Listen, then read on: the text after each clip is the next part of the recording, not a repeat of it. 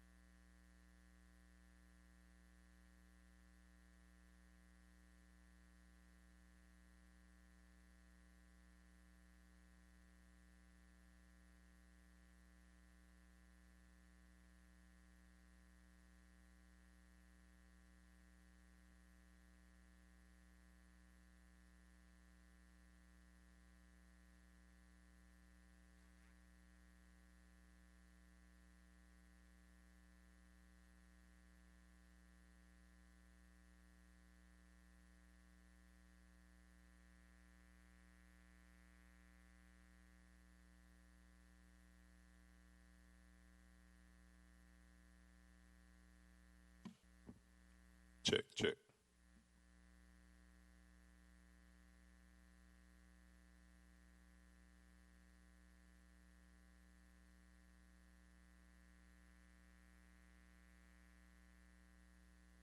Check, check.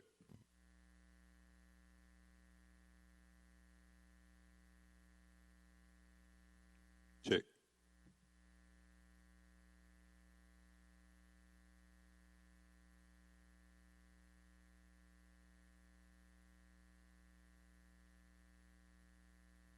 Check. Check, check.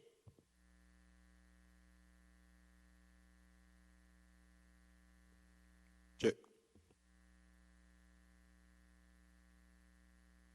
Check.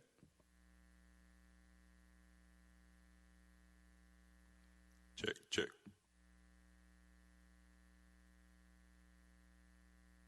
Check, check.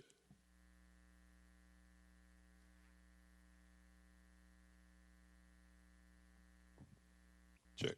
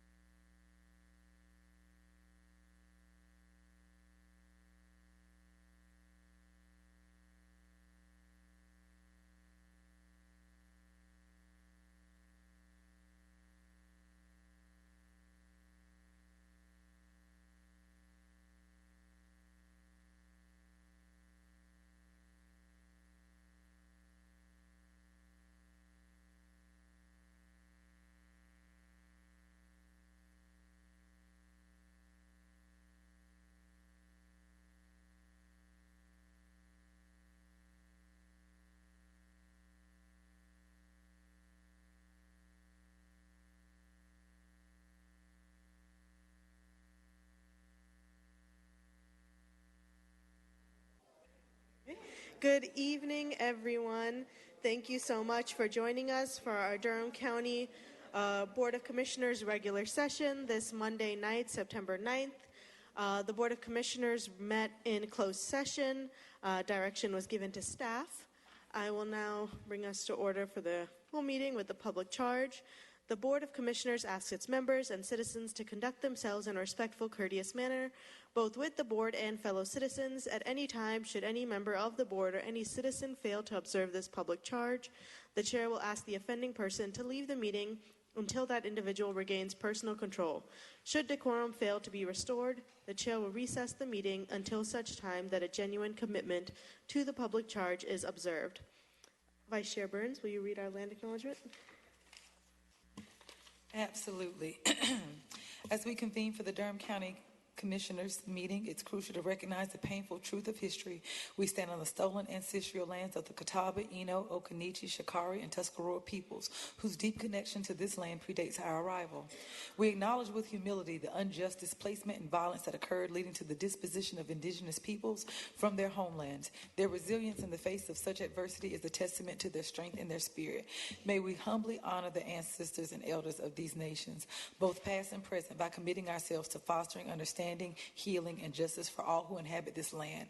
Let us walk forward together with open hearts, acknowledging the past and embracing a future guided by compassion, respect, and unity. Thank you, Vice Chair Burns. We will now have the Pledge of Allegiance with Commissioner Jacobs.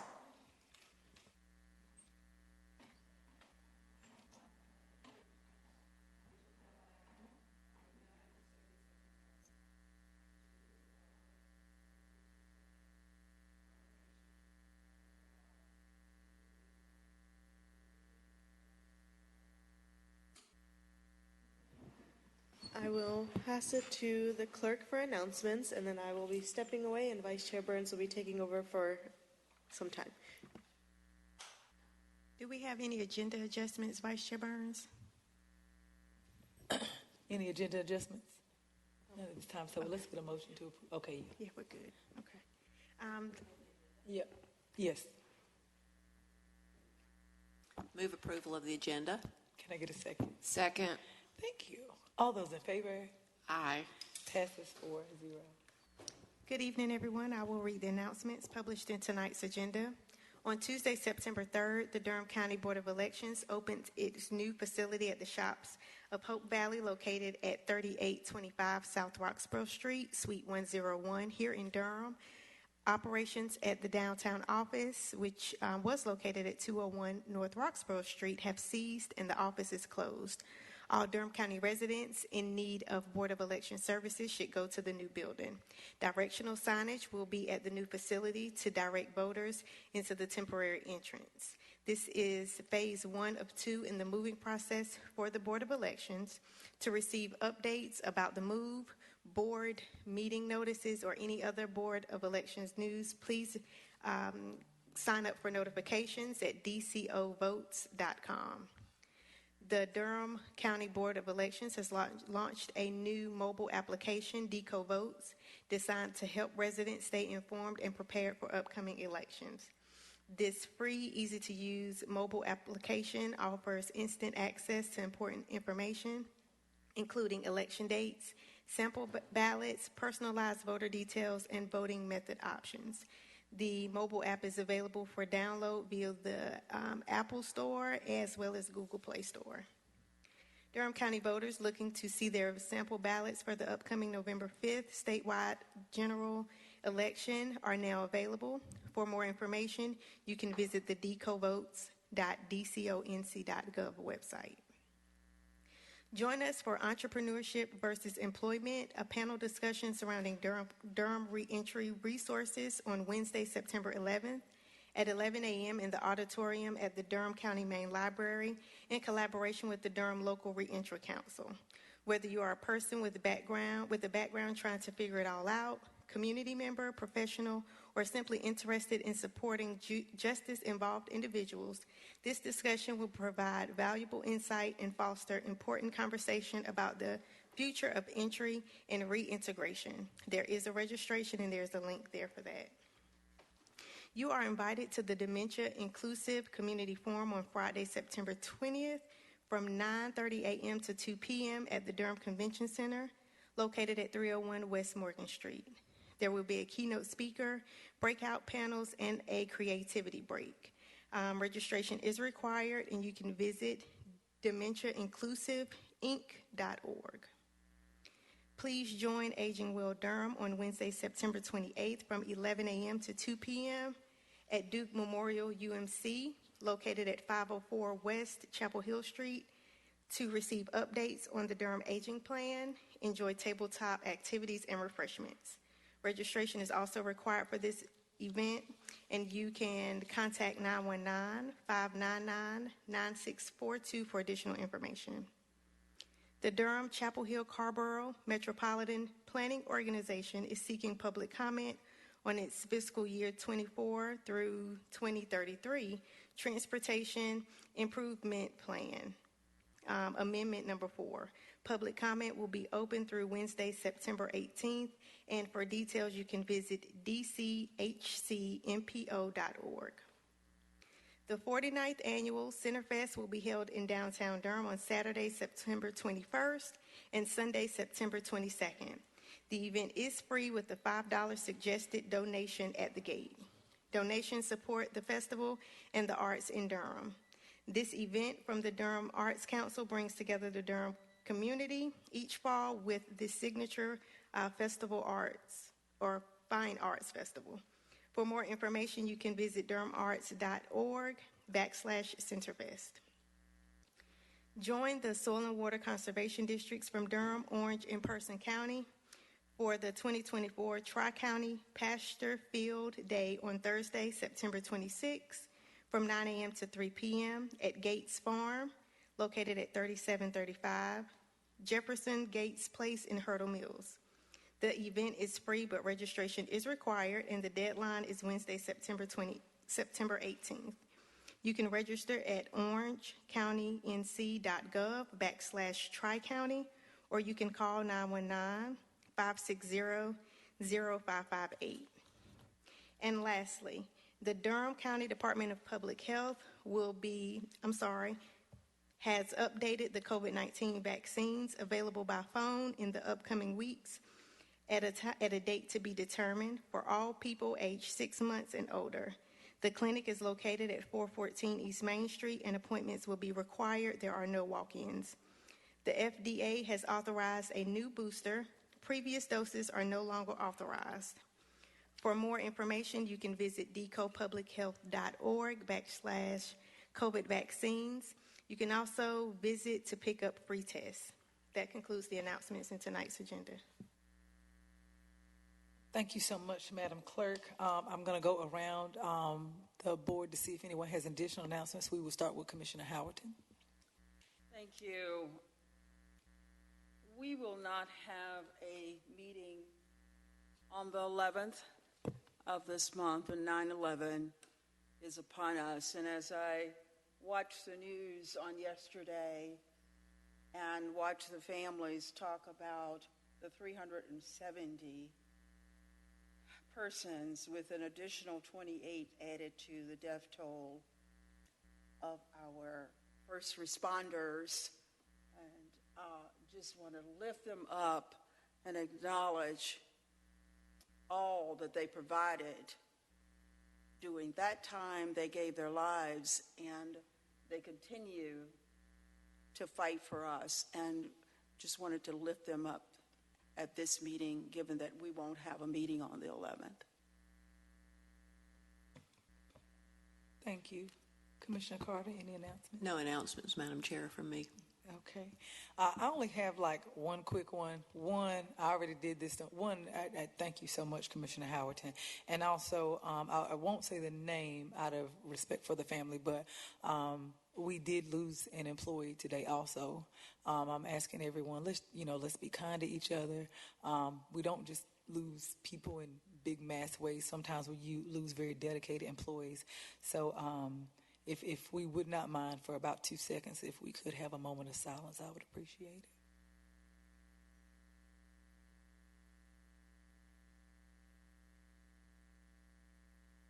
it. Thank you. Additionally, I did bring this up during work session. Congratulations to the North Carolina Central University football team on winning the Orange Bowl Classic. Next, I know we lost on Saturday, but we won the week before last, so I thought I'd throw that in there. Also, I want to point out for many of us did have the opportunity to go to the Pauli Murray Center this weekend for its grand opening. In the event you have not had the opportunity to walk around and look at the work that this courageous individual did as it pertains to social justice, civil rights, women's rights, rights for people of color, I encourage you to go. I know I don't know who all. I know I saw Commissioner Jacobs there, but it is open. They are on Carroll Street. I also want to throw out there, as we're thinking about things that are going on in the world, this board. I'm not going to put all the commentary that I put online, but this board has historically supported our schools, and today, while as a state employee myself, we still do not have a budget. But what they did have time to do was come back to Raleigh today and vote to give out hundreds of millions of dollars in private school vouchers. Hundreds of millions. They didn't vote on the budget.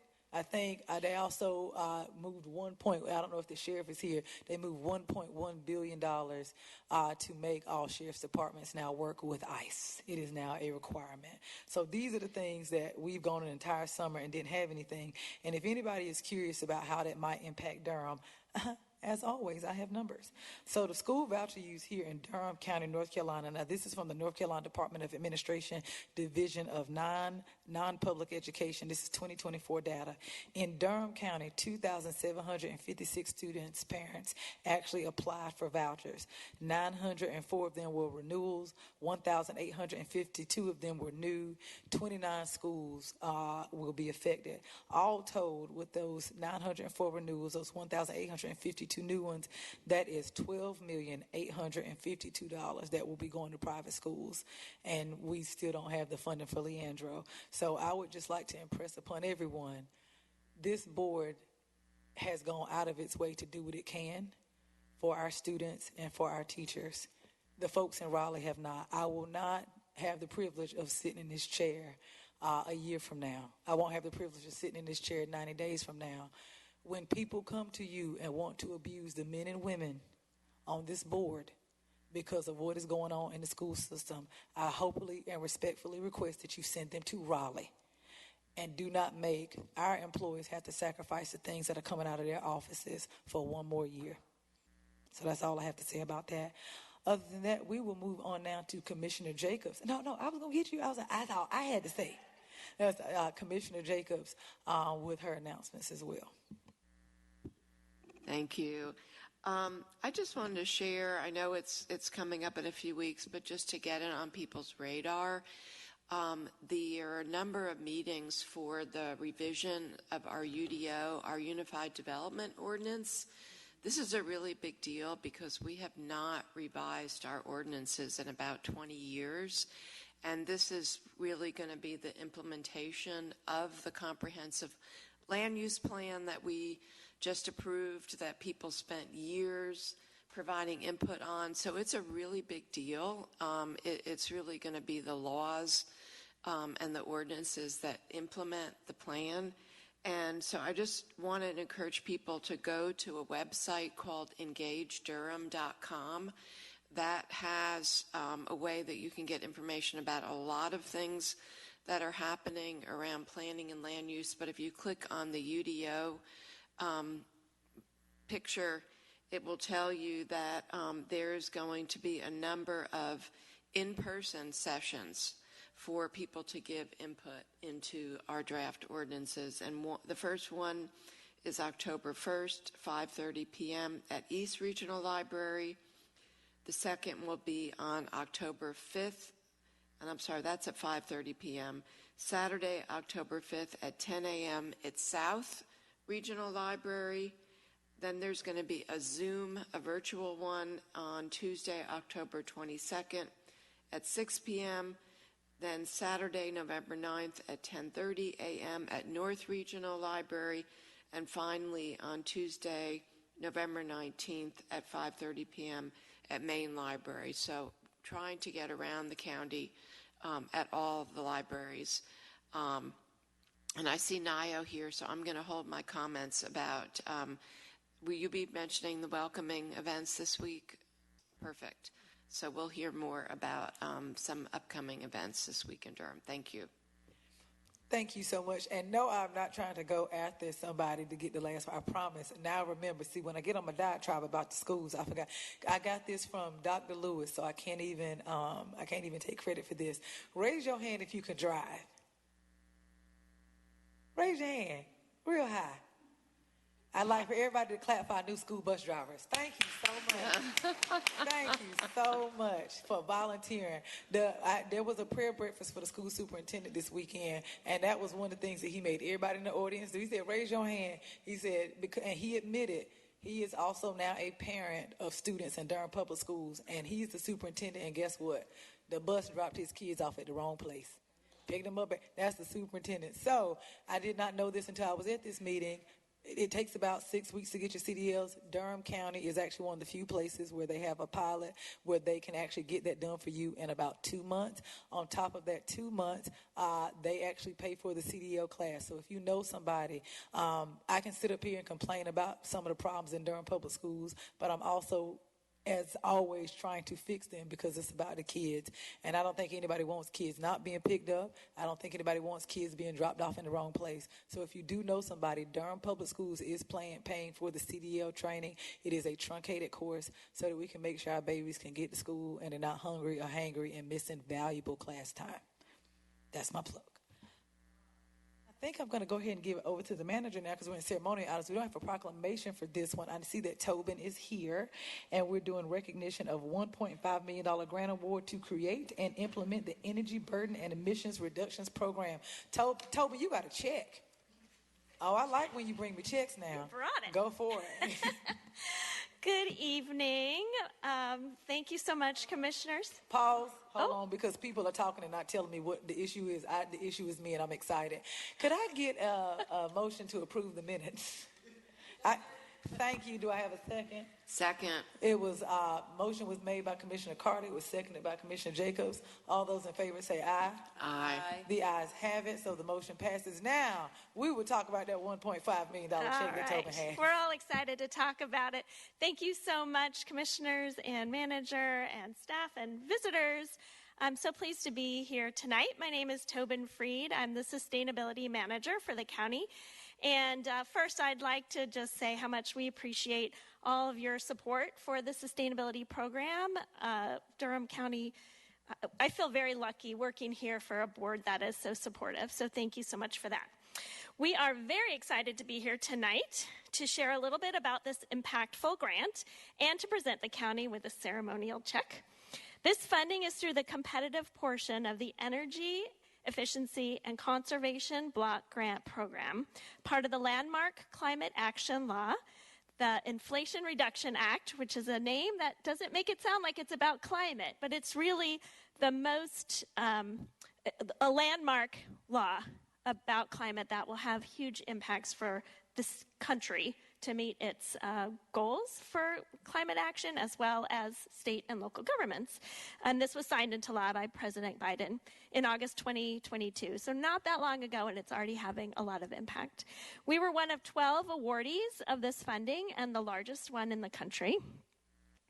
And I'm particularly pleased that we've been able to partner with Orange County and Granville County on this to really have a regional approach. That's really been a lot of fun, and we're learning a lot from them as well. So this program is called the Energy Burden and Emissions Reduction Program, which we refer to as EBURP. It's memorable. This grant aligns with the county's goals to reduce greenhouse gas emissions and increase renewable energy in the community. And it also aligns with our goals to make housing more affordable by reducing energy burden. And energy burden is the percentage of income households spend on energy. And by reducing those energy costs, they then have more money that they can spend on things that they need to spend money on. So helping people make their homes more efficient results in these lower energy bills, and that's what we're working towards. And now I'd really love to introduce Megan Pendell. She's the county's sustainability specialist, the other half of the sustainability office. She's been with us just a little over a year and has been instrumental in us getting this grant, and now will be the program manager for that grant. Thank you, Tobin. Thanks, everyone. It's so exciting to be here tonight and speak to you for the first time.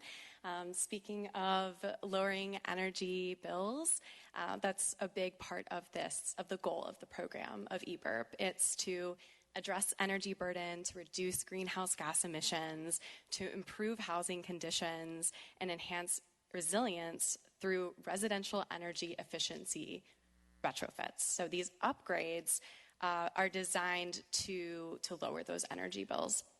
And we are taking a neighborhood approach on this across 3 counties. So the goal is to upgrade at least 200 total homes, and the retrofits will actually be at no cost for income-qualified homeowners and households. The timeline is it's a 3-year period, and we expect the work to start on homes to be about sometime the first half of 2025.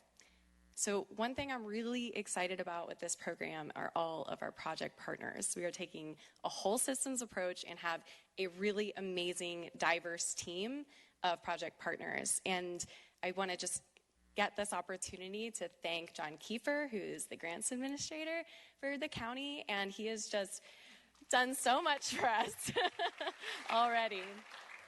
So thank you, John. We also have partners who will be supporting us for marketing and community engagement, loan services, data collection and analysis, contractor management, and a specially designed contractor training curriculum for all of our contractors, just for eBurp. So really excited about that. And another thing I'm really excited about is we are going to be bringing on neighborhood ambassadors. So again, we're approaching this from a neighborhood level, right? And so we are going to be employing residents from those neighborhoods to become neighborhood ambassadors. And we are going to offer them a stipend to help us promote, recruit participants, and even host community DIY workshops that anyone can participate in. And in addition, we're maintaining a resource hub throughout the program of other programs and resources where we can connect residents based on their needs, whether or not they are participating in the program. So you can find out more on our website at greenerdurham.net under the Community Resources tab.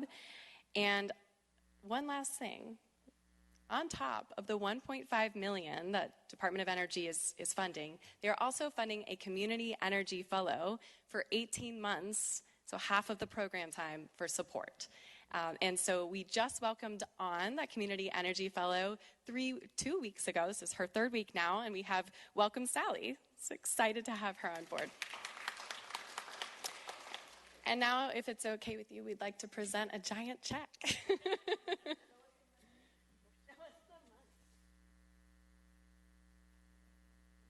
Yeah, I'm coming to get it. Is Sally coming up as well? I was going to say she should if she's our fellow.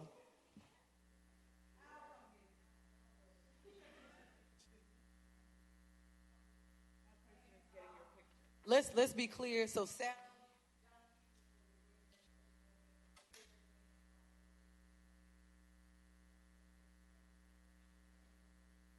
Thank you. Perry Mans, John Kiefer.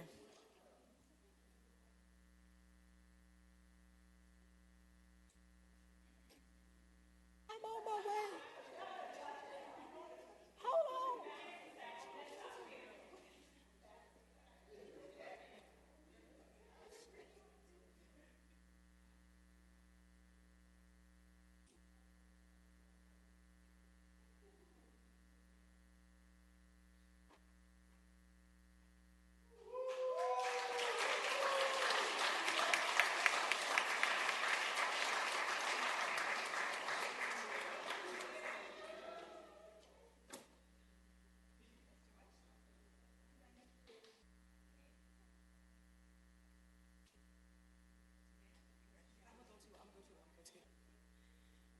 All right, I'm also going to open it up to commissioner comments as well. We started on the last side. This time we will start with Commissioner Jacobs. Well, first of all, congratulations to you all. This is so exciting. And the way that you just described the program and the approach is really incredible on every level, a true systems approach. I did have a question, so sorry you just sat down. When you said it was going to be a neighborhood approach, my question is, do you have a neighborhood that it has been identified? And also, how many households in Durham do you think will benefit from this? Because I know it's a multi-county regional approach. That is an excellent question, and we are really excited to learn the answer to them ourselves. So, Department of Energy, we are allowed to begin the planning of the program and figuring out the answers to those questions once we have the contract signed. So we're getting a big leap ahead of that tonight, and we really appreciate getting that approval so that once we do receive the contract, which is expected this month, then we can move forward with that. But I don't know, do you have any other? Yeah. So there will be criteria that we'll establish on what those neighborhoods will look like. As you may know, President Biden has put a strong emphasis on Justice 40 communities that are communities that have been identified as being under-resourced in a lot of different ways. So there are, I believe, 23 or 26 of those census blocks just in Durham County, and priorities will be in those areas. Orange County doesn't have any J40, and Granville has, I think, 6 or 8, something like that. So we will be focusing in those areas, but we haven't narrowed down exactly what those neighborhoods will be. This is going to be a phased approach, so we're going to start with maybe 5 neighborhoods and then work our way through over the 3-year period. And as far as the number of households in Durham, I would say of the 200, a majority of them are going to be in Durham because we do have a higher population and a higher number of Justice 40, but we don't have an exact this many for Durham, this many for Orange, this many for Granville. But I would say more than half of those will be in Durham, likely. Sorry, one more just quick follow-up. Will they have to be owner-occupied? Okay, they can be renter-occupied. Yeah, we are very excited to work with landlords. They will have to abide by certain requirements to not then raise rent or flip the houses and things like that. We want to make sure that this is stabilizing neighborhoods and not destabilizing them. Okay, fantastic. Thank you so much. You're welcome. And also, I want to thank you so much for that. And I don't know if you did and I missed it. Did you define J40? Because if not, I want to define it for the audience. You did? Okay. Please go ahead. Okay, no. So for some folks, because we actually, one good example is our convenience center that we now have. So for the first time in history, I heard you say president. I was reading something, so I do apologize. For those who don't know what J40 is, it's Justice 40. It is where the president signed an executive order stating that certain federal climate, affordable housing, sustainability, energy funds, and bills needed to 40% of the funding and the work need to be done in disadvantaged neighborhoods. So I know that and it's convenience center, but the recycling center that we now have that's in Northeast Central Durham is in a Justice 40 neighborhood. It's in a black neighborhood. And so I am appreciative because I think sometimes when we think about climate, when we think about certain issues, we don't think about them affecting us. When we think, oh, no, well, this house didn't have the best glass. This house didn't have the best wood. And so there's a reason why your heating bill is a lot higher than your neighbor's. So however we can aid in retrofitting your home so that your bill is not way higher than everybody else's just because yours is older or because you didn't have the money to buy something else. So I'm super excited about this and how we can funnel funds into some of our neighborhoods that don't necessarily know about this. And the split between the counties, did everybody get 1.5 or... It's 1.5 for the total program. Okay, that's what I thought. Yeah. Right, and so we applied together as a team. Okay, cool beans. Yeah. I just want us to make sure we use 1.25 million of it. But thank you so much. Does anyone else on the board? I know Commissioner Carter. This is your bailiwick, so go for it. Wow, I don't know if it's my bailiwick. That might be one of the nicest things anybody ever said to me, though. Your wheelhouse. No, well, I wanted to start by saying thank you to President Biden, Yes. and for his leadership under his administration for getting this law passed and for making this money available to communities, and for recognizing the importance of focusing on environmental equity, not just environmental sustainability and resilience and all of the things that we believe in, but the equity issue too. If we were going to run this agenda item through a decision-making framework to look at racial equity, economic equity, environmental equity, we would score high, I think. And so we're going to be doing that in the future. So just really want to thank all of our team, Megan, Tobin, John, and Sally, the work you're going to be doing, anyone, all the hard work you had to put in to secure this grant. That's fantastic. The largest in the nation. Yeah. I mean, that's amazing. And I can see why. The neighborhood ambassadors that you're going to be employing basically to do outreach in the communities to be sure that those who need this the most receive it. It just really is a demonstration of our commitment to equity, the environment, resiliency, and affordable housing, as you say, because we're going to be reducing their costs through these retrofits. Just absolutely fantastic. It is a little ironic that it's called e-burp, because I do think every time we pass any kind of gaseous emissions that includes methane, so there you go, you got the burp. That's true. Just saying. It's e-burp. It's efficient. E-burp. Efficient burps. Commissioner Howerton. So I would like to offer my appreciation as well, Tobin, Megan, your team. Thank you for this is an exciting grant. And one of the things that's really great is to have people in the administration in D.C. That's all I'm going to say about that. Thank you. Thank you. Well said, ladies. Thank you. I think this time, if you go to your seats, we will not be calling you back. We are going to move on to our next ceremonial item. There are 5. I know that we did pass them out. I'm not sure who has it, but the next proclamation is World Alzheimer's and Dementia Awareness. Commissioner Law might have given that one to herself. Okay, gotcha. Okay. Commissioner Howerton, the floor is yours.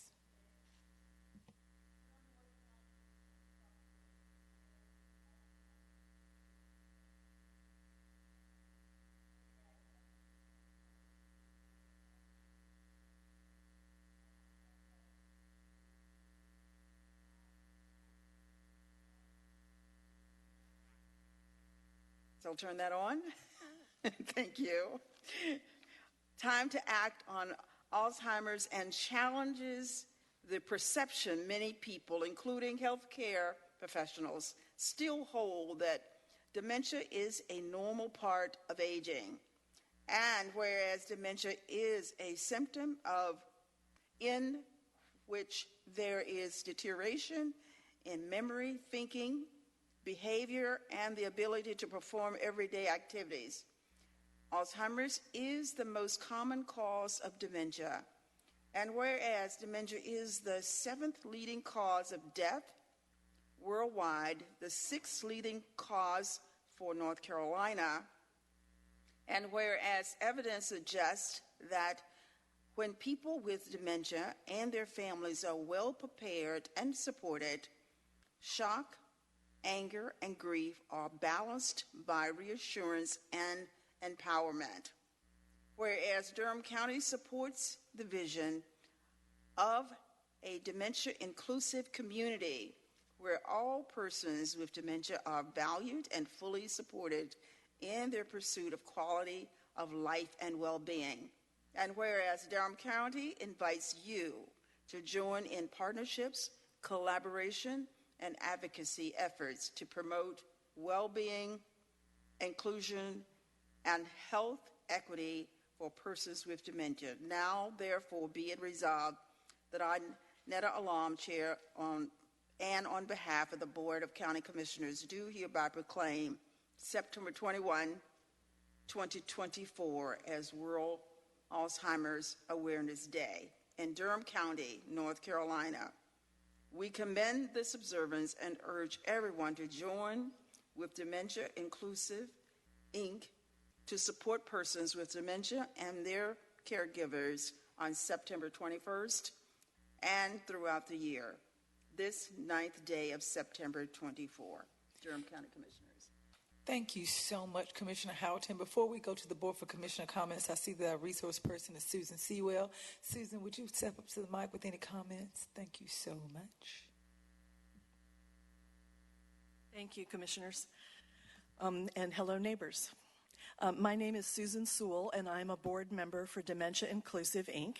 We aim to build a community culture of well-being, inclusion, health equity, and hope for persons at risk of or living with dementia and their care partners in Durham County. Creating this type of culture will require all of us to work together. Thank you for issuing a proclamation again to help celebrate this day. And Dementia Inclusive, Inc. participates in World Alzheimer's Day by holding a forum each September. We hear presentations and meet in small groups to seek connections among people and organizations addressing dementia needs in Durham County. In last year's forum, I saw a HEART team member express concern that they did not have a way to get somebody. They had spoken in a crisis and they resolved the crisis, but they thought there needed to be a long-term attention to this person, but how did they get them in touch with DSS? And an EMT person in the audience popped up and said, we have folks licensed to do home assessments, so you can call us and give us that information and we can connect them with DSS. That's the kind of connections we're hoping for. This year's forum is on September 20th at Durham Convention Center. Echoing this year's international theme, Time to Act on Dementia, Time to Act on Alzheimer's. We sent commissioners an invitation. You heard an announcement today, and I hope to see some of you there. If anyone can find more information and register on our website, www.dementiainclusiveinc.org. Dementia Inclusive is working with Aging Well Durham to continue connecting sectors to respond to the needs of those with dementia. DSS is now gathering information about dementia in their health assessments. 2 more connections we have done. Finally, I am more aware each year as I do this work that services and accommodations needed by those living with dementia, things like bigger letters on signs, training customer contact folks to be patient and find ways to say things differently or without jargon, make our community more accessible for most of us. Thank you. Thank you so much.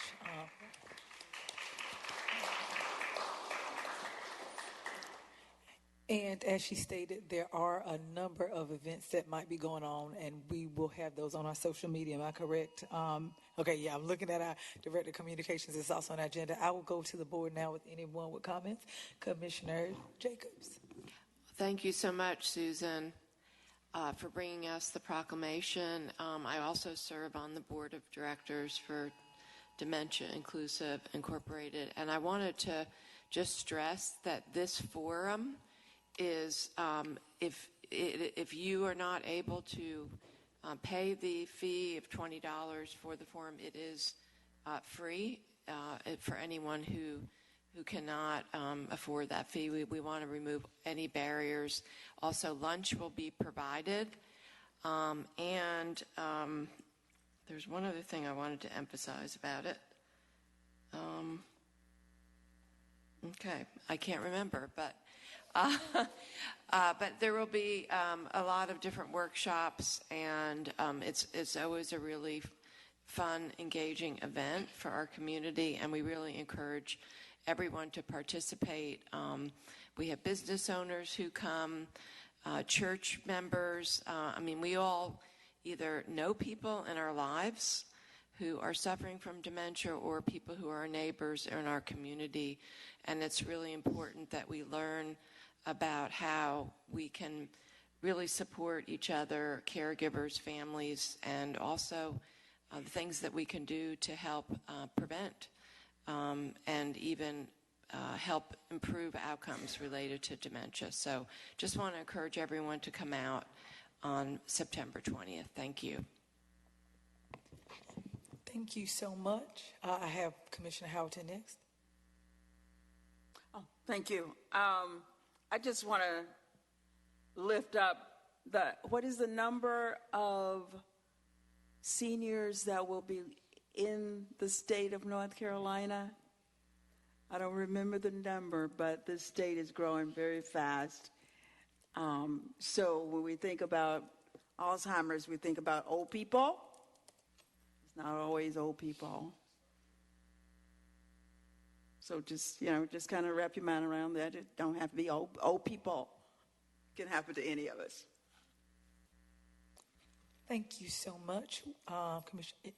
Did you? I just quickly want to say thanks to Susan and the others in the community who are going to be working on leading this effort to acknowledge Alzheimer's Awareness Month. And there really is a information gap still, in that people do believe that dementia is just a natural part of aging. I've felt that within my own family, and it was transformative, honestly, the fact that there was this stigma and that there were people in my family that believed that was the case, and it made it had a really negative impact.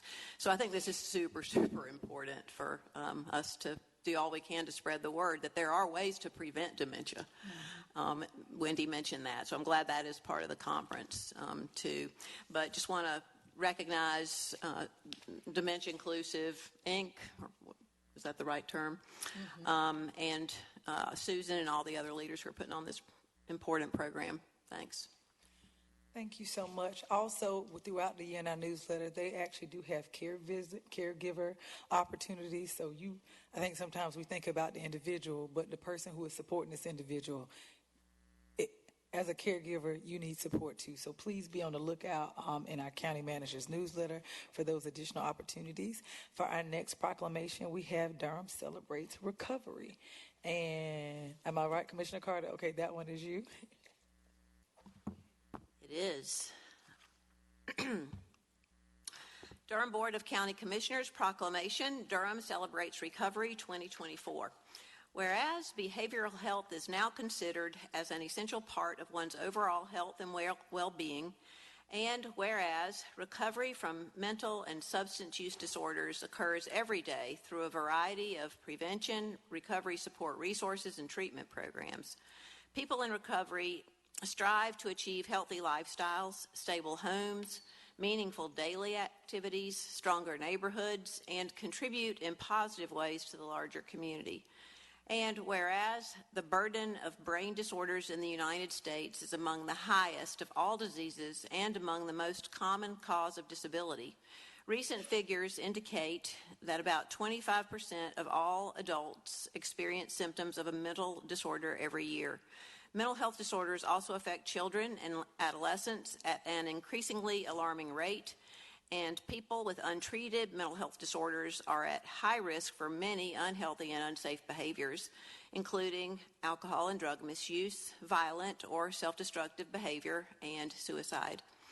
In addition, accidental overdose deaths, primarily due to fentanyl, continue to plague our nation, as fentanyl is now combined with many other drugs. Given these statistics, we must strive to reduce the stigma associated with brain disorders, with the goal that the larger community will learn to view them as we would any other chronic medical condition, such as diabetes or hypertension. And whereas, to help more people achieve and sustain long-term recovery, the Recovery Community of Durham invites all residents of Durham County, North Carolina, to participate in National Recovery Month.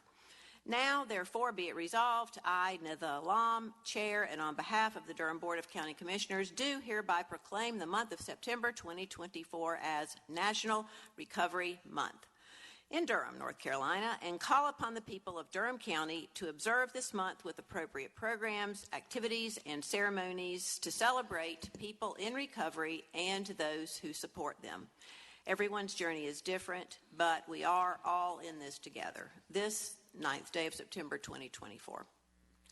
Thank you so much, Commissioner Carter. Well said, well read. Now, we also have a later proclamation where we're doing Recovery Month 2024. So if I don't call you up as a resource person, it's because you're later. So our resource person for this proclamation is Mr. Robert Thomas of Recovery Community of Durham. Could you please come to the... Oh, we have two other folks. Please, please, please.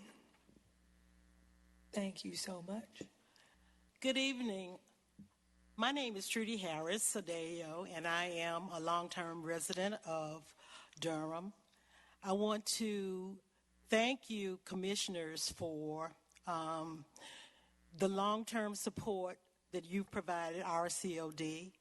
I am a member of RCOD, and we are working very diligently to host a Recovery Month celebration that will be held on September the 27th from 5:30 to 8:30 at 1209 North Elizabeth Street.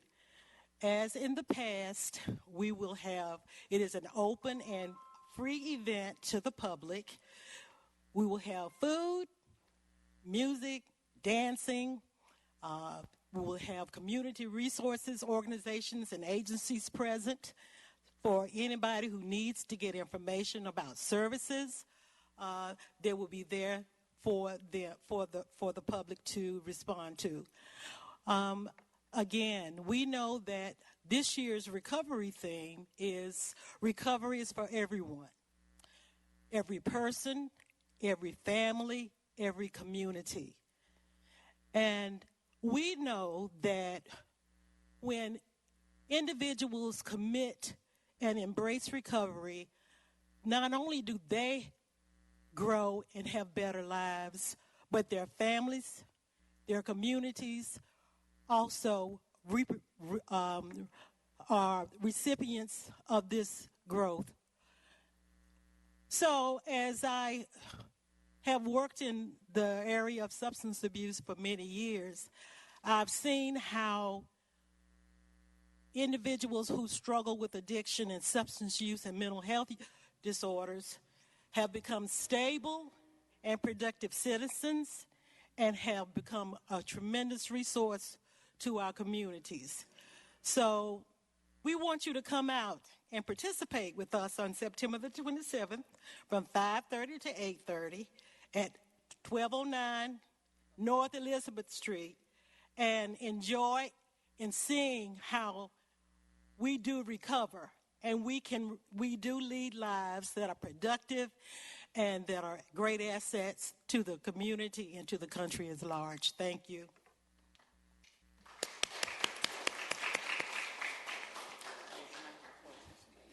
Any questions? Well, thank you. I do have one from Commissioner Carter, but yes, I do hope everyone comes out. Commissioner Jacobs. Yes, and I'm sorry, I missed some of your comments. Do you have some information that you could send right now to our clerk? So we can post so it. that we could include it in our announcements from tonight about the event, the location, the time, and things like that, or a flyer, something that we could include? We don't have a flyer yet, but we can get that to you to tonight, and we will be happy to get. This is Michelle, who is also a member and staff person at RCOD, and so. And I usually come and receive this, but I thank God for the board members that could come, and usually I do bring the flyers, but I roll with someone else and they're in my car. But I will make sure you guys get the information. Okay, just we can include it in the minutes from our meeting, and it will help get it out. Thank you so much. Thank you. And remember, it's the 27th of September from 5:30 to 8:30. Look, yes, 1209 North Elizabeth Street. Food, music, and dancing. I typed it down. After you said it twice, I said, that's an instruction. Yes, ma'am. It is free. And thank you so much for your testimony. And you all, let's support our neighbors as they strive to recover. We will be moving on to our next proclamation, Durham County Welcoming Week 2024. I see. Okay. That's me. It is. I was about to say, okay, perfection. Okay. Dr. Sowell has that one. Whereas Welcoming Week was launched in 2012 by Welcoming America as an annual campaign and celebration to showcase the movement of communities striving to be more welcoming places for all, including immigrants. And whereas U.S. Census data reflects that 14.7% of the County of Durham's population is foreign-born, compared to 13.5% of the nation's population being foreign born. And whereas Welcoming Week provides individuals and communities the opportunity to proclaim and exercise their welcoming values through events and initiatives that build stronger relationships between native-born and foreign-born residents. And whereas the County of Durham strives to be a welcoming, diverse, and innovative community that prioritizes racial equity and ensuring that those who have been historically excluded from decision-making have a voice. And whereas the County of Durham aims to strengthen their foundation and improve the quality of life for all residents through their commitment to foster communities that are connected, engaged, and diverse. Now, therefore, I, Nitha Alum, Chair, and on behalf of the Durham County Board of County Commissioners, do hereby proclaim September 13th through 22nd, 2024 as Welcoming Week in Durham County and urge all residents to intentionally seek opportunities to remove individual, institutional, and systemic barriers so that Durham County is a place where all residents, regardless of their origin of birth, are welcome and have a sense of belonging. This, the 9th day of September 2024, Nitha Alum Chair, Durham Board of County Commissioners. Thank you so much, Dr. Sowell. And I also see coming up now for Welcoming Weekend, let us also welcome back our chairs, Mr. Niall. But Niall, I saw you trying to beckon to some people to come up to the microphone. Should we invite them formally? Please. Yes, I think so. Who are the individuals that he wants to come up there with him? Thank you. Come on, don't be shy. Thank you. Because if we're going to welcome you, we're going to welcome you. Right. I came back just in time for you, Niall. Right. Right. So it's all on you, Chair.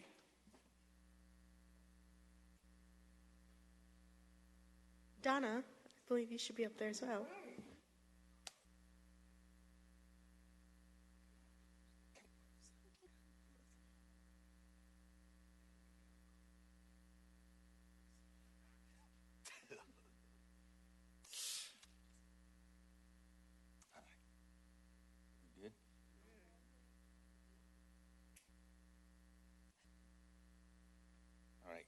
Good evening, everyone.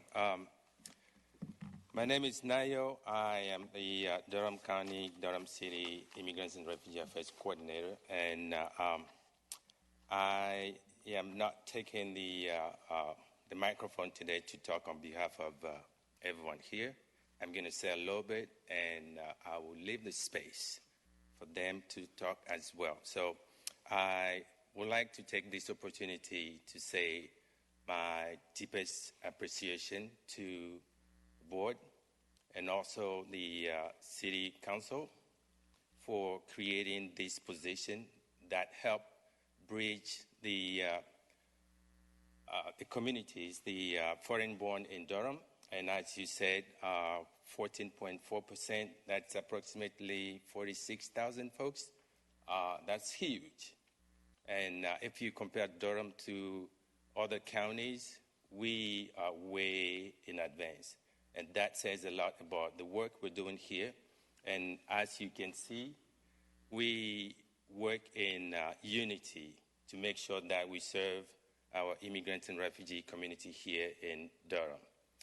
With this, I will just step to the side and let everyone who collaborate in this to have a speech.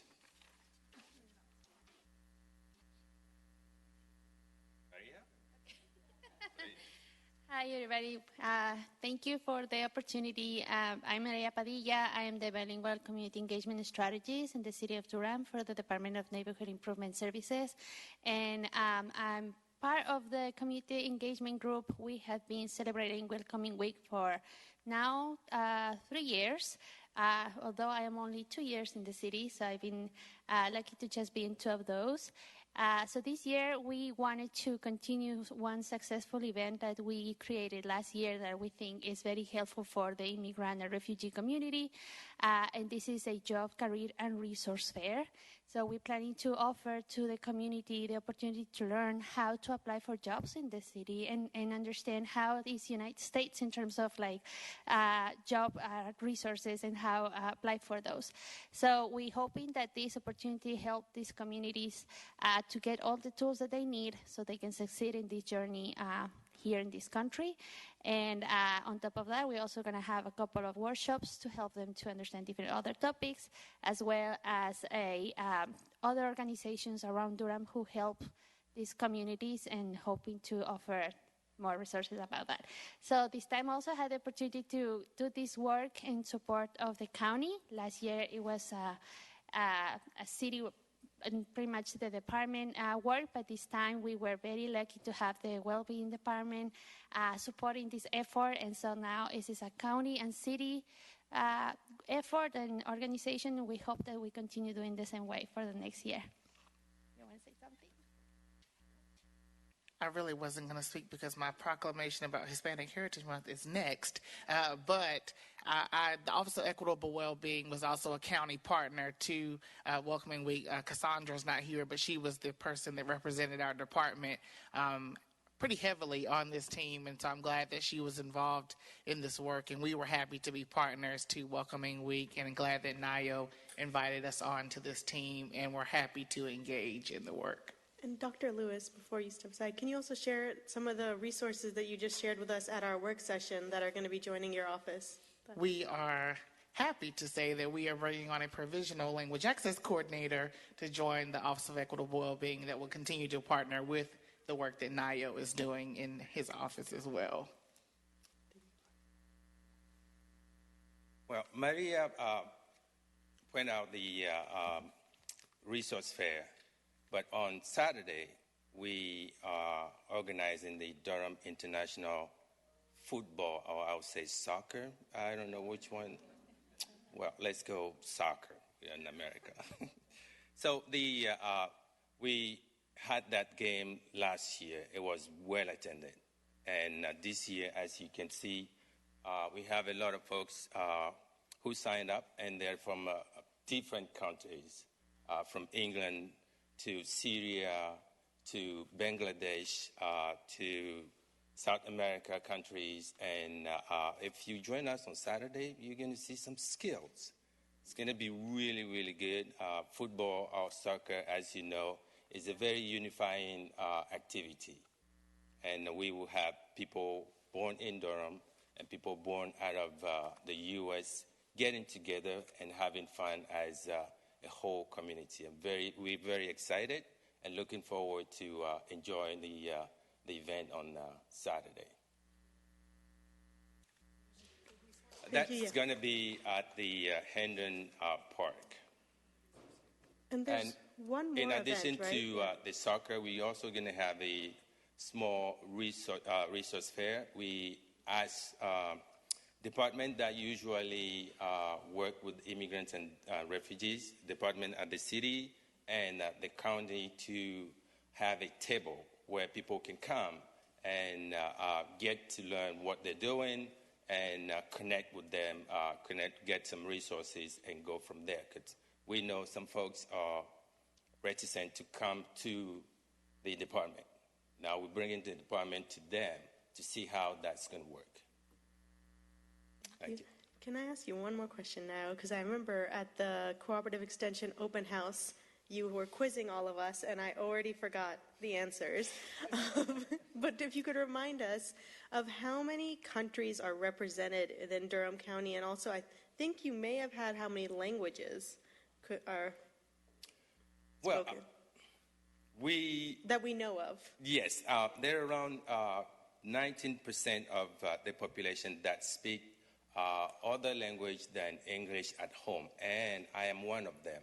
So if sometime I'm speaking and I take a break, that means French wants to come in, and that means some African language wants to come in. Thank you so much, Niall. Thank you to all of our immigrant and refugee community members. As an immigrant myself, I appreciate all of the services and the ways that you make Durham the vibrant, beautiful community that it is.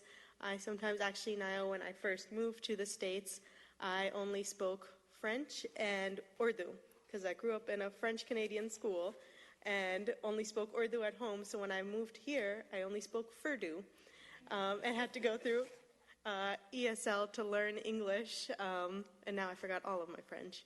But it's so great to see this type of diversity in our community, because like with me and my children, they're partially Indian, partially Pakistani, partially Bangladeshi, reuniting the entire region.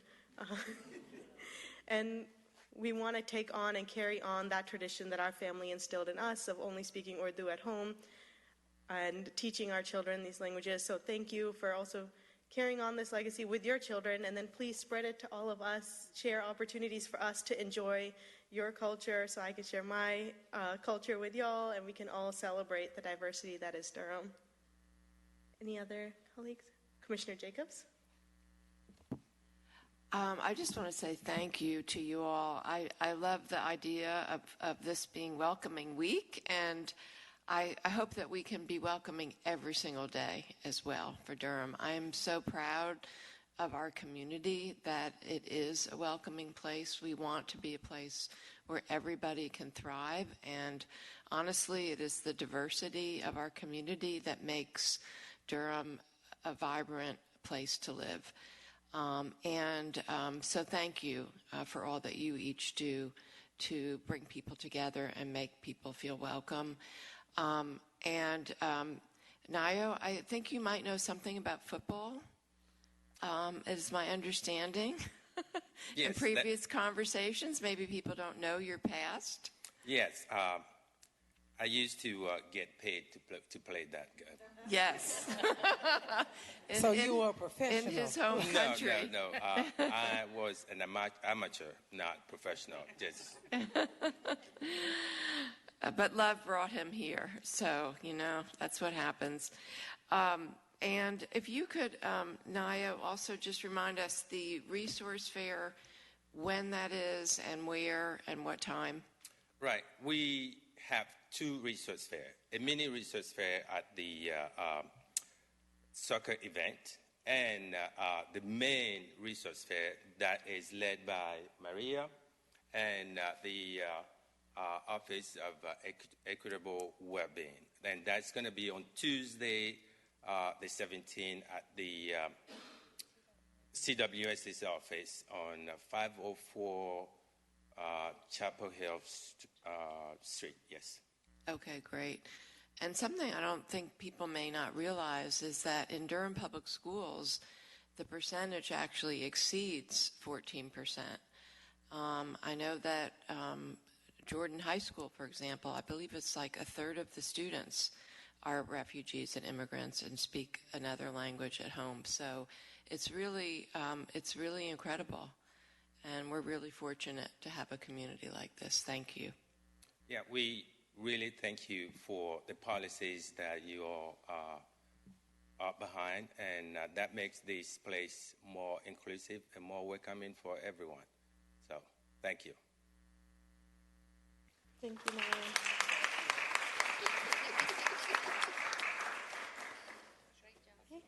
No, that's not. Nope.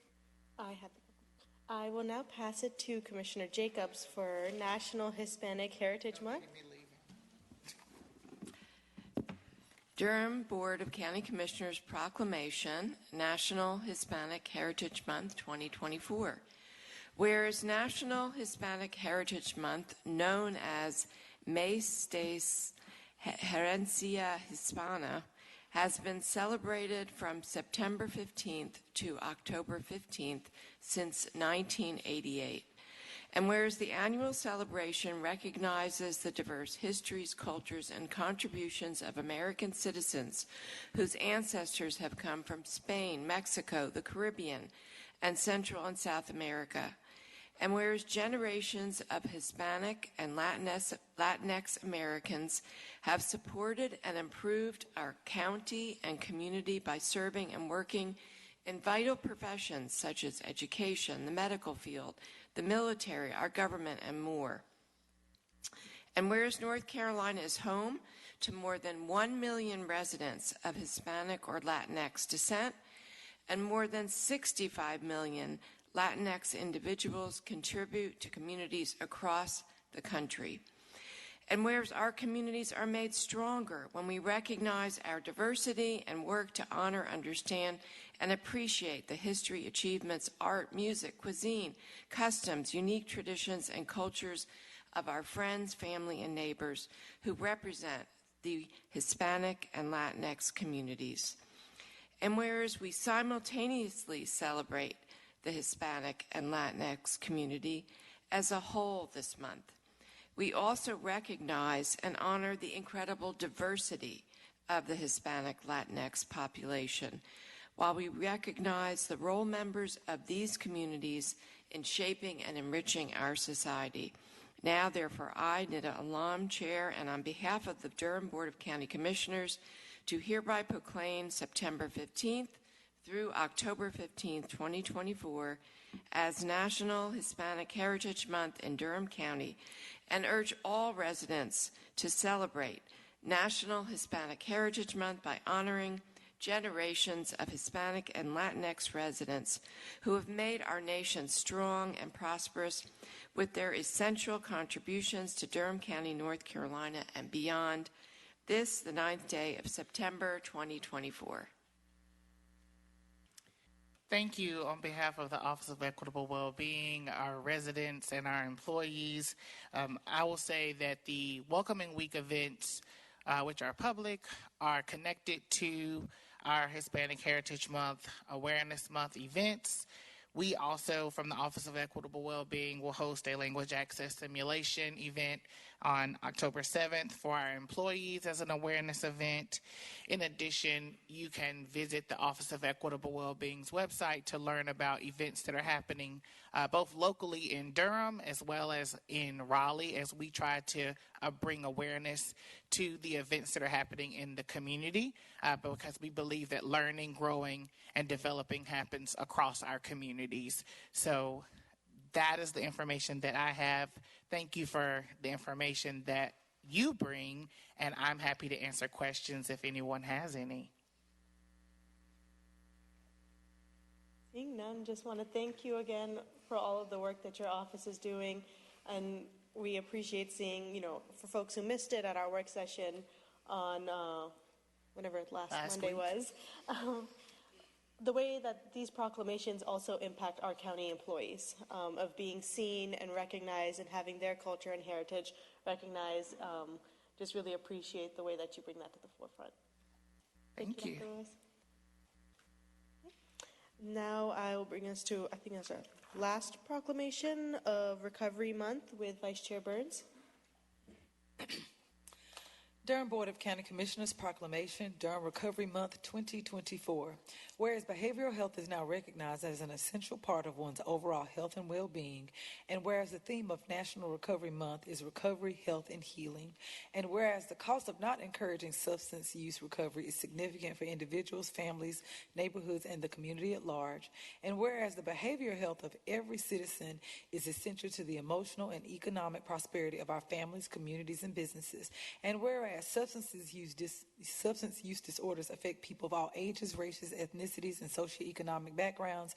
And whereas in 2023, there were more than 4,000 suspected overdose deaths in North Carolina. And whereas prevention of substance use disorders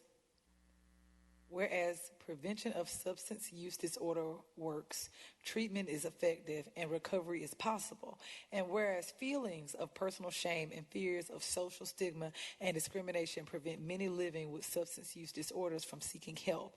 And whereas untreated substance use disorders leads to legal problems, serious health issues, financial difficulties, and damage to personal relationships. And whereas stigma can be reduced by increasing awareness of treatment and the available resources for substance use disorders in the Durham County community, and whereas recovery is a process of change through which individuals improve their health and wellness, live a self-directed life, and strive to reach their full potential by building their strengths, talents, coping abilities, and community resources. And whereas we strive to create connections in Durham County that will support recovery by increasing access to treatment, educating ourselves and the community about the effectiveness and availability of treatment for substance use disorders. And whereas we strive to focus on stabilizing, educating, and providing hope for individuals in detention and in the community to speak up about their recovery needs and reach out for help. And whereas to help more people achieve and sustain long-term recovery, the U.S. Department of Health and Human Services, the Substance Abuse and Mental Health Services Administration, and the White House Office of National Drug Control Policy and the Recovery Community of Durham invite all residents of Durham County, North Carolina to participate in the National Recovery Month. Now, therefore, I, Netta Alam, Chair, and on behalf of the Durham Board of County Commissioners, do hereby proclaim the month of September 2024 as Recovery Month in Durham County, and hereby call upon the people of Durham to observe this month with appropriate programs, activities, and ceremonies to celebrate people in recovery and those who support them. This the 9th day of September 2024.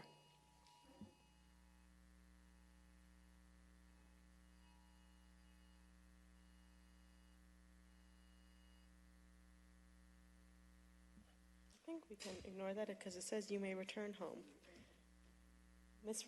Director Roshana Parker. Good evening. Thank you, Commissioners. Thank you, County Manager. We're always excited with the Justice Services Department to come to you in September in recognition of Recovery Month.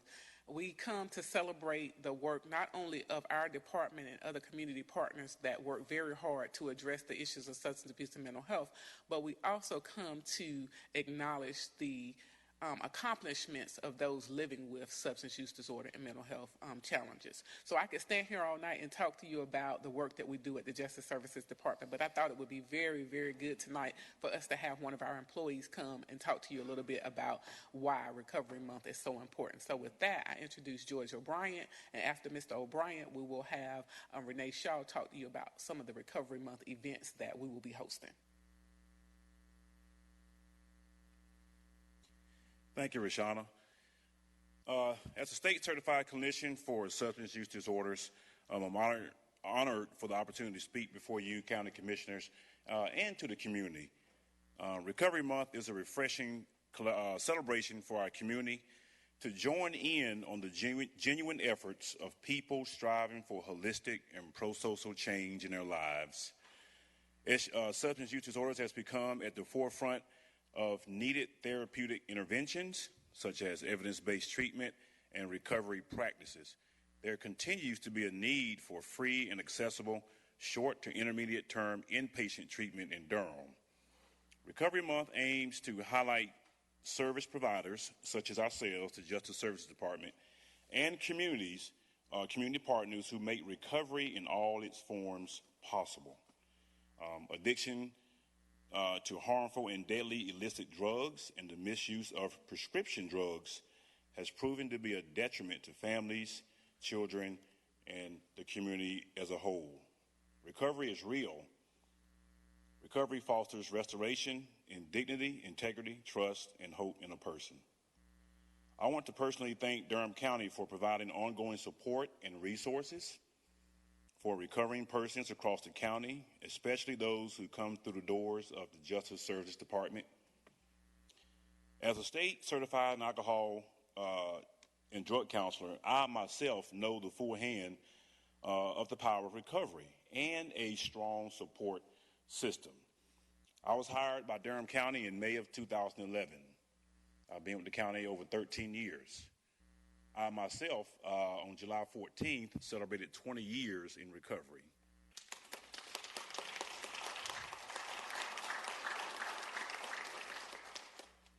So yesterday I had the opportunity to go and to share my story a little bit with the women at NCCIW, the North Carolina Correctional Institute for Women. And it was a moving time, a moving moment, but they needed to hear and see what recovery looks like, and they need to see an ambassador for hope in hopes that they can get out and reach out to these recovery resources.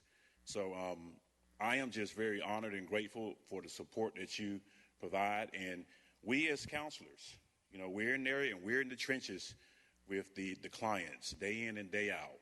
And it's a challenging job, and but it's very rewarding. The percentages are not great as far as success stories.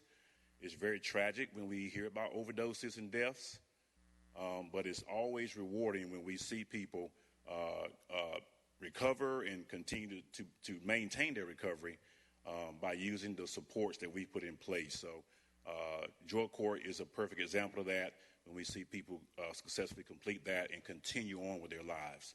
So once again, I'm honored to be here. Thank you for your support, and I'm very grateful for my director and my supervisor, Ms. Renee. So we'll continue to do the work. Thank you for your support.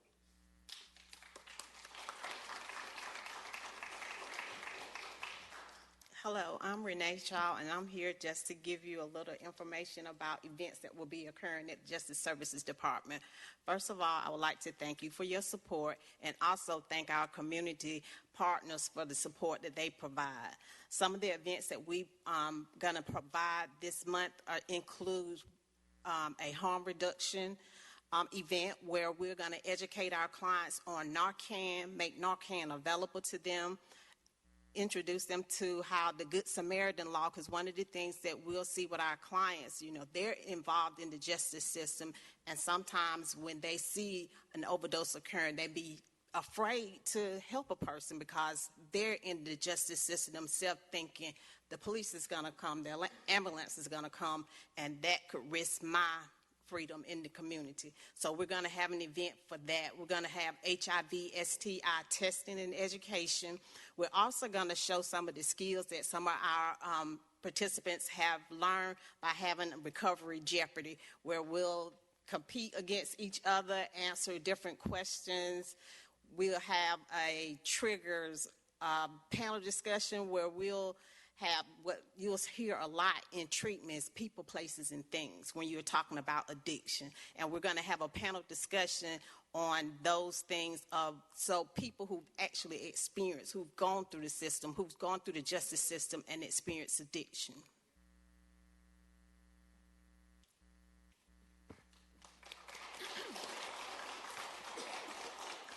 And I just sent that calendar of events to Clerk Wallace. I don't know if she received it yet, but I just emailed it to her so that you all would have the dates and times. And for the presentation that happened earlier with the Recovery Communities of Durham, we will also participate in that event with them. And I think that event is also listed on our calendar.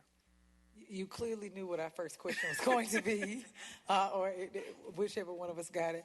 I did want to, thank you also very much. Y'all saw me struggle through that proclamation. It is because words matter, because we're using our brains first. So some of y'all, I kept trying to say substance abuse, and I even had to train myself to say substance use because of the stigma that goes along. So every time I was reading faster, my brain was going faster than everything else. So even when we sit here, like it's work for everybody. I still call the Justice Services Center CJRC because I'm used to calling it that, but we don't want to put criminal there. So we're all a work in progress, and thank you so much for continuing to bring this stuff forward to us so that we can all continue to work on ourselves as well. And I look forward to supporting you all so that I can make sure I say substance use as opposed to substance abuse when I'm talking to folks, because I never strive to be offensive. Commissioner Jacobs? Yes, thank you so much to each of you and everybody on your team at the Justice Services Resource Center and Department. I'm so grateful for each of you and the work that you lead that is so important in Durham. Every single person, every single life is worthwhile and worth saving and impacts a whole family. It's not just one person. We're talking about families and neighborhoods. And, we know now that peer support is the most important thing. We now call it peer support. You've been doing it for a long time, but we know that you are the expert.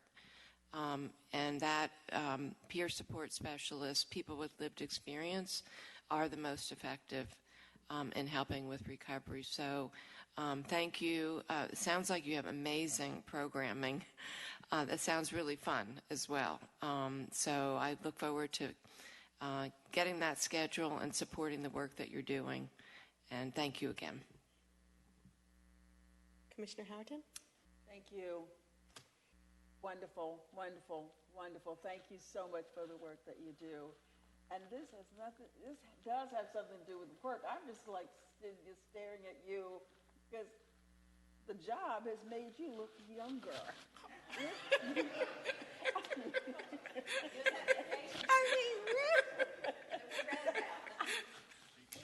Maybe it was the vacation. Really? Gorgeous. Looking great. Thank you. So thank you. Yeah. And I do want to take this last moment just to say thank you so much for your continued support. But I do want to thank George for all the work that he does and his experience and his willingness to always share his story and be that support that we need for clients that are struggling. His work is amazing. He's an awesome employee, and I just appreciate his dedication to the department. So I just want to say that publicly. Commissioner Carter. Well, I was just, we could end on that note. That was a beautiful note to end on. But I was just quickly just going to say that I feel like one of the most important aspects of the work that you all are doing, and George, you really have a role to play in this, is helping to create and provide a safe space for recovery. It's really difficult and supportive. I mean, it's really difficult to recover. There are so many challenges to recovery. Addiction is hard to overcome, even when you have everything going for you. And so if it's someone coming out of the justice system facing all these additional barriers, they may not have a safe space for recovery that's supportive, and you all are providing that. And I just was struck by that today. Thank you. And I just want to add, before you guys step aside, if there is anyone here who hasn't had an opportunity to go and tour the Justice Services office, this is under Gudrun, but Gudrun and Roshana took me on a tour, and it's really amazing to see all of the services that this one pretty small department is able to provide to our county residents. So take the time. I'm sure you can email Roshana. I'm sure she would welcome you in to come and see the space, because it's a really vital source, as my colleagues have stated, as the team has stated, for our Durham County residents, of not just the stigma, but also the barriers that exist for folks when it comes to getting health care and insurance, how you're impacted in the insurance industry by being someone who is recovering, how you're impacted in just job applications if it's led to being formally incarcerated, how that impacts you. So just the services that you provide really do change people's lives. And I see our incoming commissioner, Stephen Valentine, is here. I welcome you as well. And I will, Director Roshana will take you on a tour, but it's really, really important for everyone to have that opportunity. Thank you all so much for your work. Thank you. Please come visit. Yes. Okay. That concludes our ceremonial items and brings us to our consent agenda. Are there any items that any commissioner would like to pull? No. Yeah. Not pull, but 30-second. I'm super. 10. Okay. Hi, President Buxton. Congratulations on that $3 million that we're going to give you to do an expansion of your campus. And also, congratulations, Director Pierce, on the $2 million that we're going to utilize for homelessness services. I'm done. 10 seconds. Perfect. Any? Okay, seeing no hands, is there a motion to approve the consent agenda? So moved. Okay. Moved by Commissioner Howerton, seconded by Commissioner Jacobs. All in favor, say aye. Aye. Any opposed? Okay, we have approved the consent agenda unanimously, and that brings us to flip through this. Our first presentation. Oh, public hearing. If I can find, there's so many consent agenda pages. Thank you.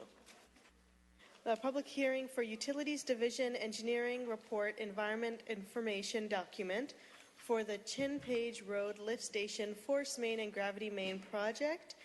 And take it away. Good evening, Commissioners, County Manager. Thank you for having us here tonight.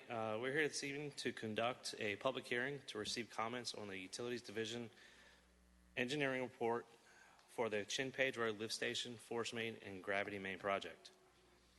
A new Chin Page Road lift station and associated piping has been recommended to increase sewer capacity for the Stirrup Iron Creek lift station located within the Northeast Creek Basin, which serves a large area between Research Triangle Park and the Durham County line south of Highway 70.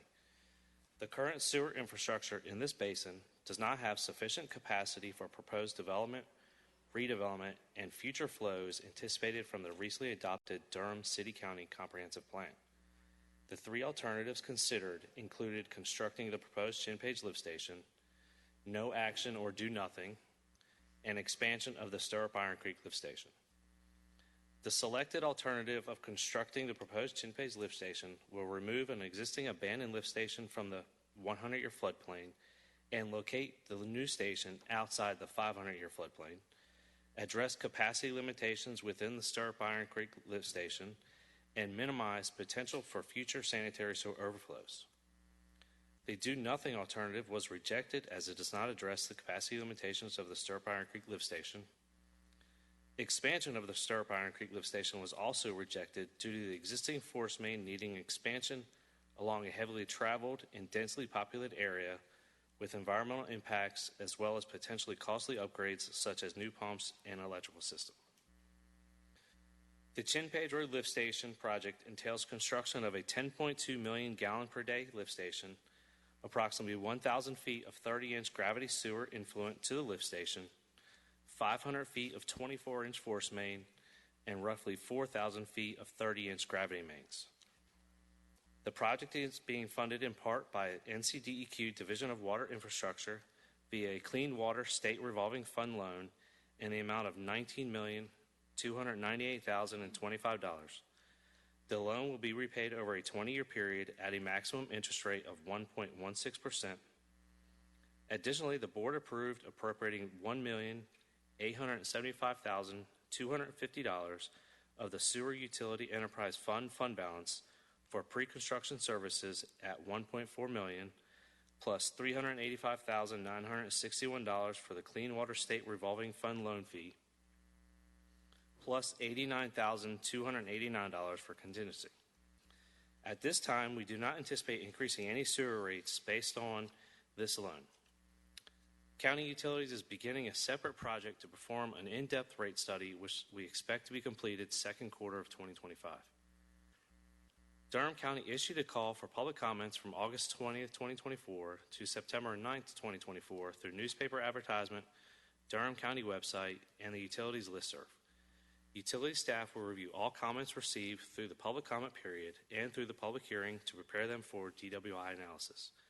To date, no comments have been received. Thank you so much. I will bring it to the board for any questions for staff.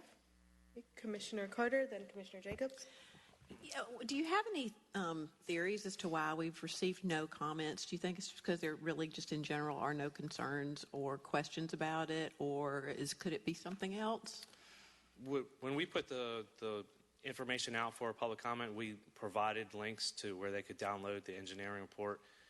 It's gone through a lengthy review process through the state and federal agencies. So it's had a number of eyes reviewing it. So at this point, we got it out to as many people as we could. Yeah. We have an active listserv, which we sent the information out through that goes to all of our engineering community and contractors and developers that have signed up for the information. So we've gotten out as best we could to get information. So I assume it's kind of a standard process to review these reports, and I guess nobody really had any questions about expanding the infrastructure. Thank you. I'm glad that you feel confident about that, and it sounds like all of the review, not just this review here in Durham County, but at the state level, et cetera, a lot of eyes on it, as you say. Thank you. Thank you. Hey, Commissioner Jacobs. So I just have first a general question. I'm curious, do we need to have a public hearing on this because we are borrowing money? What is the reason for it? Yes, as part of receiving the loan through the Division of Water Infrastructure. Okay. And what is the estimate for what the total cost will be for this project? Right now, we're right in the $20 million mark. We're about to start the kickoff meeting for the project here later this month. This was approved through the board for a design build project, so we're working with Garney Contractors with Friesen Nichols as their the engineer.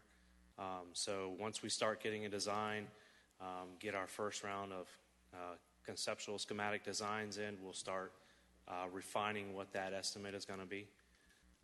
Well, congratulations and kudos for getting this loan. And what do you estimate as the timeline for the project, since we're at capacity now? Our goal is that the station would come online in about 2.5 years. 2.5 years, okay.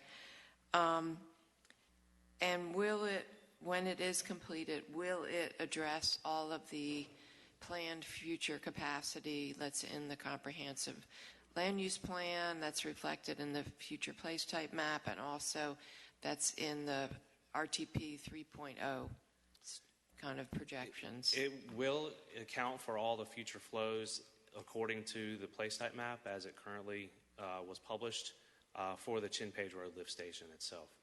I guess at a later date, we'll need to go back and once Chin Page comes online, see exactly where the Stirrup Iron lift station stands.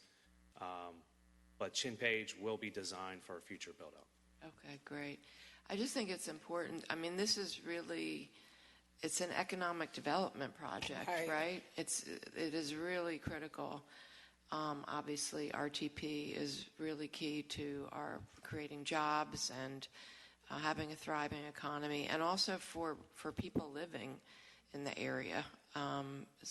We were anticipating that more and more people are going to live in and around RTP, so this is a very, very important project, and I appreciate all of the staff's work on this and leadership on this. Thank you.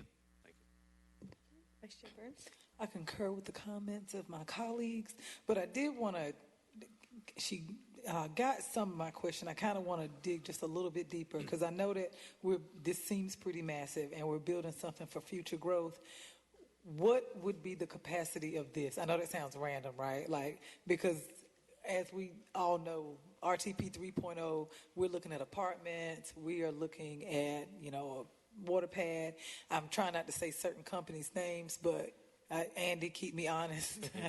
I said economic developer, but we know what's coming, right? And then there are companies that, quite frankly, own property. I know where this lift station will go on Chin Page Road, that they themselves, unbeknownst to us, might be planning expansions, and then we might see a daycare or a house pop up.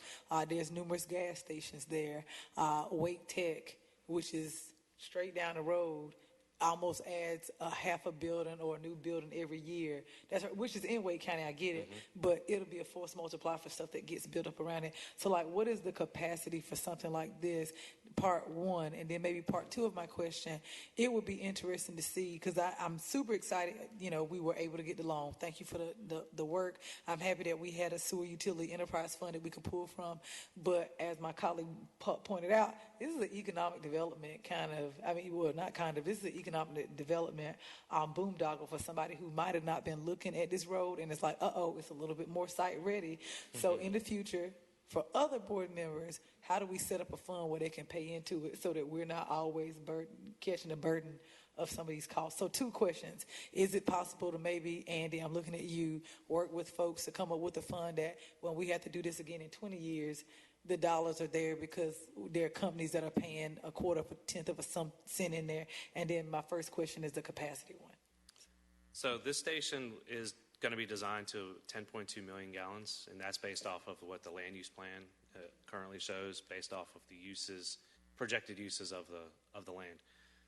There are components of the capacity that we will never be able to anticipate, and that will be what industries kind of come into play. The key thing to note with this particular basin, it sits right on the edge of the Research Triangle Park. A large majority of the park drains to the Triangle Wastewater Treatment Plant by gravity. So it would not affect what's happening within the park with RTP 3.0 on this lift station. There will be impacts where flows start merging in the gravity collection system, but this station itself would not be impacted by RTP 3.0. Thank you for that context. And as soon as you said gravity, I feel like Perry explained that to us one time, but thank you. That's helpful. And I did see Andy jump out. I don't know if he's going to get the other half of my question. That's helpful. Good evening, Andy Miracle, Director of Economic Development. As it relates to your question, could you repeat that again? Well, no, much like everything else that we do, I personally feel like in Durham County, we lift very heavy and we punch above our weight. And I think at times we're happy to do that. And I'm proud that we've been able to do so much with so little in comparison to like a Wake or a MEC. But the same way we're trying to get companies to want to invest in child care or invest in our justice-involved individuals, I'm just curious as to, is there a way, maybe as we're developing new community benefit statements, you came to us about additional ideas and policies at work session. Is there something where we could say a percentage of what we're doing with this tax break, we're utilizing and putting in an additional fund for these kind of infrastructure? And I know that we have a sewer utility enterprise fund. Can we say that a certain amount of those tax breaks go into that? So the next time we have to do this, maybe not here, but in another portion of Durham that we are trying to keep shovel ready, that these dollars are also in a position so maybe we don't have to take out a $20 million loan, have to take out a $10 million loan because the business community has started to foot the bill for some of these infrastructure changes. I see. So I believe that's kind of like reserving some of the profit generated from business recruitment. We could certainly explore that conversation if that's the direction that we want to go in. That would effectively, divert funds from the general fund and set those aside for an alternative purpose. If that is the direction, I think there may be an opportunity to have that conversation as part of the policy revisions that we're looking at, and so we could explore that at that time. Thank you, sir. With that, if there are no more questions from the board, I will open the public hearing. There, according to our clerk, no one signed up to speak. See, I'll give it a moment. Okay. Seeing no one step up to speak, I will close the public hearing and bring it back to the board for a vote. Does anyone want to make the motion? Madam Chair. Okay, I flew right past it. I'd like to make a motion that our board, here we are. I'd like to make a motion that our board approve I'm going to scroll down, y'all. I do apologize. I'm just trying to get the language, and my computer doesn't want to move. I wasn't ready. There is no vote. Okay, never mind. Oh, there is no vote for Perfect. Perfect. Okay, because I was looking for language.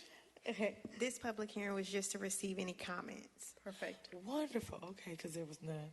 Well, then, we have closed the public hearing. Thank you so much. That brings us now to the end of our agenda. No items were pulled from consent, so we are going to have two closed session items. The board is requested to adjourn into closed session for the following: to consider the qualifications, competence, performance, character, fitness, conditions of appointment, or conditions of initial employment of an individual public officer or employee or prospective public officer or employee, or to hear or investigate a complaint, charge, or grievance by or against an individual public officer or employee pursuant to General Statute 143-318.11a6. And the second closed session is to discuss matters relating to the location or expansion of industries or other businesses in the area served by the public body, including agreement on the tentative list of economic development incentives that may be offered by the public body in negotiations pursuant to General Statute 143-318.11a4. Second. Okay, moved by Commissioner Howerton, seconded by Commissioner Jacobs. All in favor say aye. Aye. Any opposed? Okay, we are in closed session. We'll start with economic development.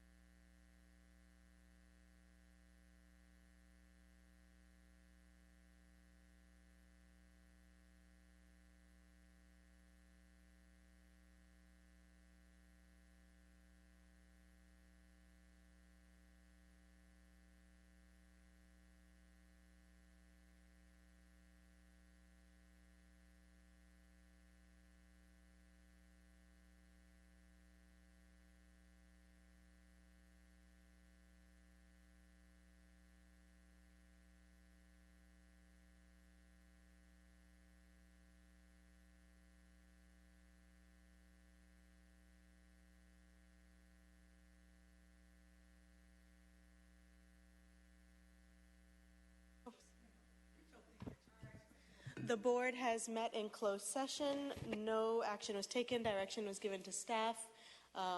It was motioned by Commissioner Howerton, seconded by Commissioner Jacobs. It was unanimous. I'll entertain a motion to adjourn. So moved. Second. All in favor, say aye. Aye. Any opposed? We are adjourned.